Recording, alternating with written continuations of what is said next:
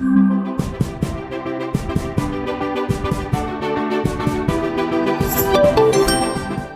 that's the two ways you can answer the question, either with doctrine or experience. John 14.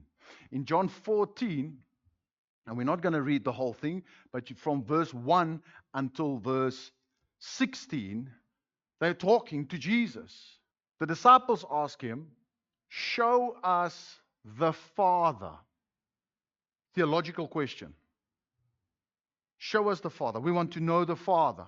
Jesus says to them, "Have I been so long time with you, and now you do not know me?" Philip, I've been with you for how many years now, and you still don't know me. He that has seen me has seen the Father.